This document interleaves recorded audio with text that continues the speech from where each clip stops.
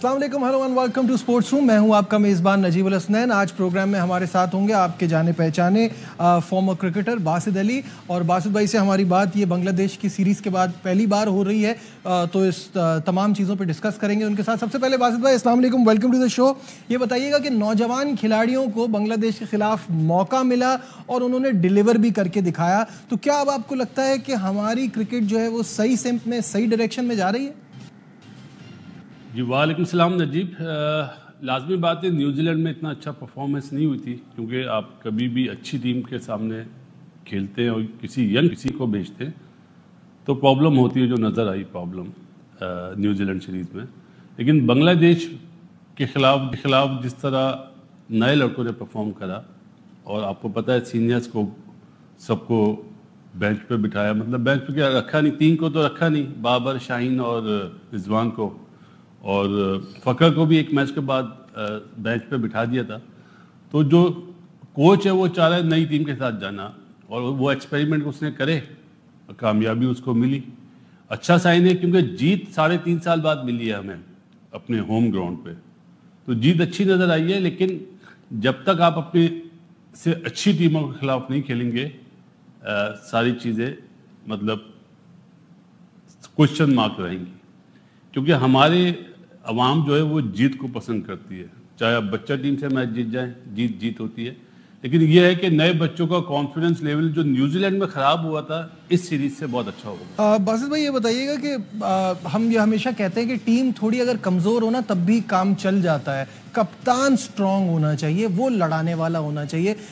तो सलमान अली आगा को आप एज कैप्टन इन नए खिलाड़ियों के लिए कैसा देखते हैं?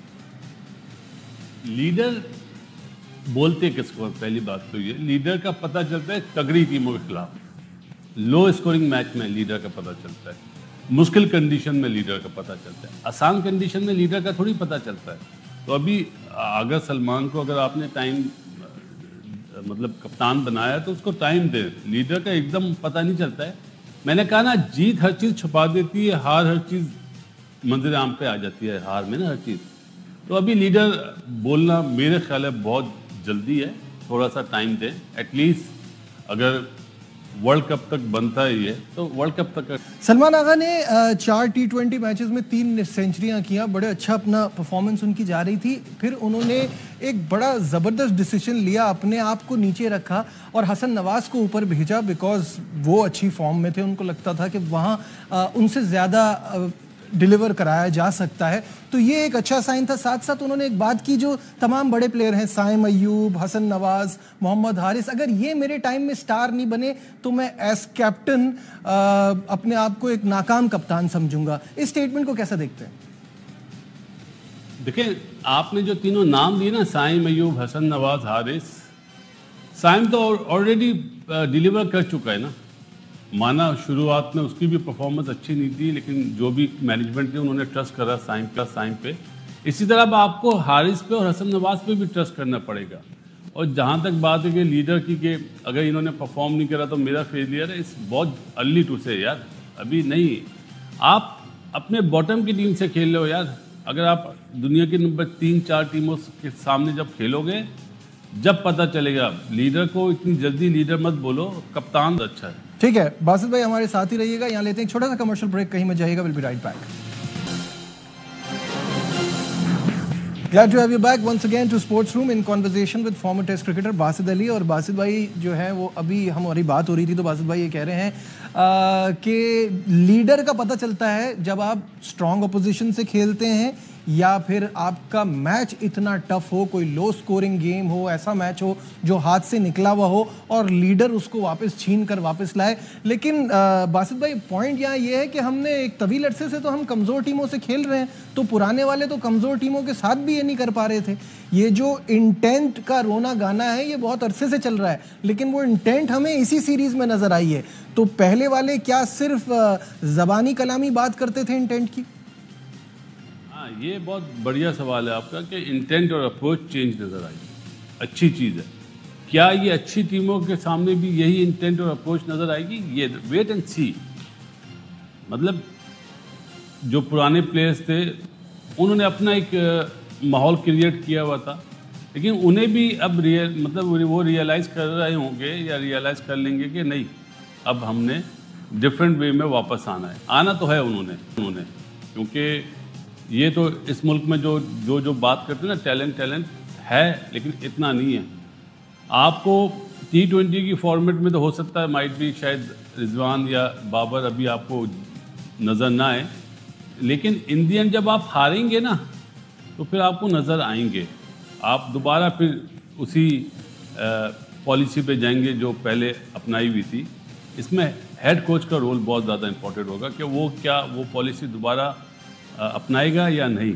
और जहाँ तक बात है शाहीन की इस टीम में भी जगह बनती है, और जो आने वाले दिनों में टीमें बनेंगी उसमें भी जगह बनती है। उसकी परफॉर्मेंस इतनी बुरी नहीं है, उसको हटाना मेरा ख्याल है गलत है। वेस्ट इंडीज़ टूर के बाद आपको पिक्चर नज़र आए। शाहीन की तो वैसे भी उसमें तो बार बार यही बात चल रही है ना कि हम कमज़ोर टीमों के खिलाफ अपने स्टार प्लेयर्स को क्यों खिलाएं। जिनकी जगह नहीं बन रही वो एक अलग बात है, जिनकी बन रही है उनको अभी यूएई से हारी हुई टीम बांग्लादेश के खिलाफ खिलाने की ज़रूरत क्या थी। खैर, मेरा जो अगला सवाल है वो बड़ा इंपॉर्टेंट है। साहबजादा फरहान, हसन नवाज, मोहम्मद हारिस, खुशदिल शाह, शादाब खान, फ़हीम अशरफ, हसन अली, तो 2026 का वर्ल्ड कप है बासित भाई, वो आपके ख्याल में क्या इसी कोर के आसपास टीम बनेगी? ये जितने सारे आपने नाम लिए ना, देखिए मैं आपको पाकिस्तान की क्रिकेट की सियासत बता देता हूँ, जो हमारे टाइम पे भी थी, हमसे पहले भी थी, हमारे बाद भी थी और अभी भी है। पिछले 4-5 सालों में भी थी और अभी भी होगी। उसके बगैर पाकिस्तान टीम बन नहीं सकती। कोच की लाइकिंग डिसलाइकिंग का सबसे बड़ा मेजर रोल होता है कि वो किसको लाइक कर रहा है, किसको लाइक नहीं कर रहा, उसकी क्या अप्रोच है, उस अप्रोच के हिसाब से वो प्लेयर डिलीवर कर रहा है या नहीं कर रहा है। आपने इतने सारे नाम लिए, देखिए इस वक्त हारिस हो गया, हसन नवाज हो गया, सब साहबजादा फरहान हो गया, 3 नाम तो ऐसे हैं जो आपने लिए आंखों का तारा बने हुए हैं। अच्छी चीज़ है, इन्होंने परफॉर्मेंस दी है, स्पेशली साहबजादा फरहान ने, और आने वाले दिनों में साहबजादा फरहान आपको टेस्ट क्रिकेट में भी नज़र आएगा। ये मेरा अपना ओपिनियन है, लेकिन इन्हें थोड़ा टाइम दें कि जो एक कीमो होती है ना, एक साइकी जो होती है, कीमो नहीं साइकी जो होती है ना कोच की प्लेयरों के साथ, वो नज़र आती है तो टीम बिल्कुल डिफरेंट शेप में नज़र आती है। अगर वो साइकी मैच नहीं कर रही होती है तो फिर प्रॉब्लम होती है। तो अभी ये जो आपने बहुत सारे नाम दे दिए, आपको प्रॉब्लम मेरा ख्याल है 4 नंबर हसन नवाज ने अभी जगह पक्की कर ली है, सही ना। 3 पे हारिस है, ओपनर में आप साहबजादा फरहान और साइम ये लोग खेल रहे हैं। 5 पे आगा है। आया आगा को वो कंडीशन मिलेंगी कि उसका जो खेलने का स्टाइल है उस वे में वो कामयाब हो सके। उसके बाद जो 6, 7, 8 है वो तो ऑलराउंडर्स ही होंगे ना। ठीक है बासित भाई, हमारे साथ ही हैं, लेते हैं एक ब्रेक, स्टे विद अस।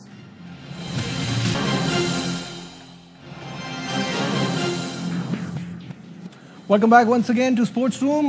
बासित अली साहब इस वक्त हमारे साथ हैं, उनसे बात कर रहे हैं। बासित भाई, थोड़ी सी बात मैं हसन अली के हवाले से करना चाहूँगा कि इंजरी के बाद वो वापस आते हैं, शानदार फॉर्म में नज़र आते हैं, टॉप विकेट टेकर भी बनते हैं, और अब जो अच्छी चीज़ है वो ऐसी फीलिंग आ रही है कि 2017 का हसन अली वापस आ गया। आप क्या कहेंगे? बिग अचीवमेंट है हसन अली की, बिग अचीवमेंट है हसन अली की कि इंजरी के बाद जिस तरह उसने PSL में परफॉर्म करा। देखें बांग्लादेश के अगेंस्ट तो 5 आउट करे और प्लेयर ऑफ द मैच भी वही बनता था। बहुत गलत दिया था जिसको भी दिया था, और इस तरह इंजरी के बाद आके कमबैक करना अच्छा साइन है। जान से बॉल कर रहा है। बात वही है नजीब, देखो उसको टाइम दो। जब आप अच्छी टीमों के सामने खेलोगे ना तो बॉलर का बॉल करने का जो स्पॉट होता है वो भी चेंज होता है, हर चीज़ चेंज होती है। एक 9 नंबर की टीम या 10 नंबर की टीम के खिलाफ जो बैटर्स होते हैं ना, उनके जो बैटर्स होते हैं उनको बॉलिंग करने का स्पॉट डिफरेंट होता है। उन पर तो बॉलर चांस ले रहा होता है, अच्छी टीमों के सामने चांस नहीं लेता है। तो अभी उसको मतलब जिस वे में वो आया इंजरी के बाद, बिग अचीवमेंट है। इंशाल्लाह ताला दुआ यही है कि वो और अच्छा परफॉर्म करे, पाकिस्तान के लिए अच्छा है। और बैटिंग में भी वो 5-6 बॉलों में 10 रन बना लेता है, अच्छी चीज़ ये है। अच्छा, अगला मुमकिन दौरा तो बांग्लादेश का लग रहा है, लेकिन उसके बाद फिर वेस्ट इंडीज़ का दौरा है जो नौजवान खिलाड़ियों के लिए आसान नहीं होगा। तो कहीं हम वो फिर से सीनियर प्लेयर्स की तरफ तो नहीं चले जाएंगे? नजीब, वेस्ट इंडीज़ में इतनी आसान सीरीज़ नहीं होती है और ना होगी। और जो बात आपने बोली सीनियर्स, अभी सीनियर्स को नहीं लेंगे ये लोग। अभी 1-2 सीरीज़ तो आप भूल जाएं। जब क्योंकि हमारे यहाँ देखो प्लेयर्स के साथ जो मैनेजमेंट होती है वो, और हमारे यहाँ जो तीसरा रोल होता है वो मीडिया का होता है। जब मीडिया शोर मचाता है ना तो वो बातें पहुँच के फिर वो सिलेक्टर्स के कानों में भी पहुँचती है, उन्हें प्रॉब्लम होती है, मैनेजमेंट के कानों में भी पहुँचती है। तो हमारा जो इस वक्त तीसरा पिलर है वो मीडिया है। हार हमारे मुल्क में किसी को भी अच्छी नहीं लगती, चाहे वो आप हो चाहे मैं हूँ, लेकिन हमें ये देखना है कि अभी जो आप सीनियर्स की बात करें ना, अभी मेरा नहीं ख्याल कि एक तो हमारी 2 महीने बाद सीरीज़ है और मुझे मुश्किल लगता है, लेकिन 2026 के वर्ल्ड कप में आपको सीनियर्स नज़र आएंगे, ये मेरा। अच्छा, पीएसएल के टॉप विकेट टेकर और 3 बार रिकॉर्ड ट्रॉफी उठाने वाले कप्तान शाहीन शाह अफरीदी टीम में नहीं है और आपने इस पे बार बार कहा है कि उनको होना चाहिए। मैं समझता हूं कि बांग्लादेश की टीम कोई ऐसी ओपोनेंट थी नहीं कि वो इनके खिलाफ हमें ज़रूरत पड़ रही थी, लेकिन जैसे ही कोई बड़ी सीरीज आएगी आपको लगता है शाहीन टीम में अपनी जगह बना लेंगे? यार नजीब, बात ये नहीं है कि 3 पीएसएल की ट्रॉफी उठा ली शाहीन ने। शाहीन की परफॉर्मेंस देखो यार, वो T20 से थोड़ी बाहर होता है। मतलब ऐसा, क्योंकि डिसाइड ये किया गया कि सीनियर की छुट्टी कर दो। तीनों कप्तान थे ना यार, तीनों कप्तान की छुट्टी कर दी, क्योंकि जो कप्तान और वाइस कप्तान बने वो नहीं चाह रहे थे कि ये तीनों आए। सिंपल सीधा सा जवाब है मेरा। और कोच भी नहीं चाह रहा था कि हम सीनियर्स के साथ जाएं, यंग प्लेयर को खिलाएं। तो अभी आप जीते हैं तो यंग प्लेयर की सब वाह कर रहे हैं ना। जब हारेंगे, जब देखा जाएगा कि क्या अप्रोच है, क्या सोच है। क्योंकि अभी बच्चा टीम तो नहीं बोलूँगा, बांग्लादेश की टीम, क्योंकि हम बच्चा टीमों से भी हार रहे थे, सी टीम, डी सी टीम से। तो आपकी बॉलिंग इतनी स्ट्रांग नहीं है यार, सिंपल वर्ड मेरा यह है। शाहीन शाह अफरीदी इस टीम में भी जगह बनती थी उसकी, और आइंदा आने वाली टीमों में भी जगह। अच्छा, बहुत हमने बात T20 के हवाले से कर ली। बासित भाई, आपकी मौजूदगी का फ़ायदा उठाते हुए एक आखिरी सवाल आपसे ये है कि टेस्ट की कप्तानी में भी पिछले दिनों बहुत बातचीत चल रही थी और सऊद शकील का नाम आ रहा था फॉर नेक्स्ट कैप्टन। अगर ऐसा होता है तो फिर क्या ये शान के साथ ठीक होगा कि उनको कप्तानी से हटाया जा रहा है, या आपको लगता है कि अभी शान को मजीद वक्त देना चाहिए? आप क्या सोचते हैं इस पर? नजीब, टेस्ट मैचेस तो अभी बहुत दूर हैं। सऊद शकील की आप बात कर रहे हैं कि शान को हटा के सऊद शकील को बनाने की तैयारी हो रही है। मेरे हिसाब से आगा सलमान बन जाएगा, सलमान अली आगा टेस्ट मैच का कप्तान, जो मुझे नज़र आ रहा है। जो मैं, आपको पता है मैं किसी को टेलीफोन वगैरह नहीं करता हूँ। आगा सलमान इस वक्त हॉट कैंडिडेट है टेस्ट मैच का, तीनों फॉर्मेट का कप्तान बनने के लिए। वनडे का भी कह रहा हूँ आपको, क्योंकि हमारे यहाँ हवाएं बिल्कुल एकदम चेंज होती हैं। तो जो हवाएं चल रही हैं उस हिसाब से तो मुझे आगा सलमान लग रहा है, वनडे का भी और टेस्ट मैच का भी। और बाकी रही शान मसूद की, शान मसूद को एज ए बैटर ही ज़्यादा कॉन्सेंट्रेट करना चाहिए। वो बैट्समैन बहुत अच्छा है, टेस्ट मैच का कप्तानी से हटेगा तो उसके खेल में बिल्कुल निखार आ जाएगा, वो बिल्कुल डिफरेंट शान मसूद हो जाएगा। और क्योंकि उसको प्रॉब्लम होती है स्पिन पिचेस बनवाने में।